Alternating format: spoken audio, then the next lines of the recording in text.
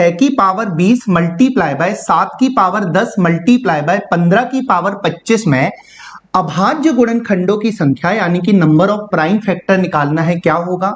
तो आप सभी जानते हैं number of prime factor exam के पॉइंट ऑफ व्यू से बहुत इंपॉर्टेंट है और परीक्षा में पूछा जाता है।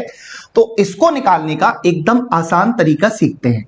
जब भी आपको नंबर ऑफ फैक्टर यानी गुणनखंडों की संख्या निकालनी हो तो सबसे पहले आप एक बात बिल्कुल गांठ बांध के रख लीजिए कि जब भी आपको नंबर ऑफ फैक्टर निकालना हो ना तो हमेशा आप याद रखिएगा कि जो बेस यानी आधार होना चाहिए वो हमेशा प्राइम यानी कि अभाज्य होना चाहिए।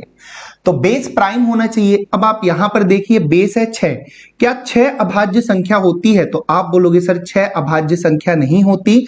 तो 6 को आप प्राइम में यानी कि अभाज्य में तोड़ो तो 6 को हम लिख सकते हैं 2 मल्टीप्लाई बाय 3। अब देख लीजिए 2 भी प्राइम है और 3 भी प्राइम है। अब अगर 6 की पावर 20 है और ये 2 और 3 ये दोनों के दोनों इसी 6 से निकल रहे हैं तो इन दोनों की जो पावर होगी ये भी आपकी बाबू 20 होगी मल्टीप्लाई बाय। अब आप देखेंगे तो 7 ऑलरेडी प्राइम है। अगर 7 ऑलरेडी प्राइम है तो इसको कन्वर्ट करने की जरूरत नहीं है, आप इसको ज्यों का त्यों लिख दो 7 की पावर 10 मल्टीप्लाई बाय। अब 15 देखिए तो 15 प्राइम नंबर नहीं होता है तो 15 को प्राइम में तोड़ें तो 15 को हम लिख सकते हैं 3 मल्टीप्लाई बाय 5 और 3 और 5 ये दोनों के दोनों नंबर प्राइम है।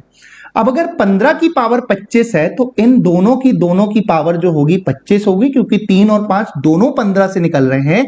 अगर 15 की पावर 25 है तो इन दोनों की पावर भी 25 होगी।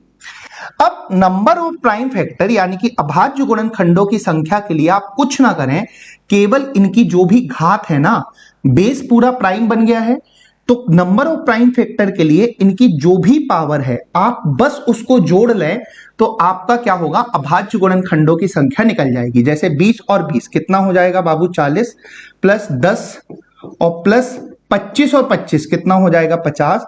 तो 40 और 10 50 और 50 कितना हो जाएगा 100। तो इसके अभाज्य गुणनखंडों की जो संख्या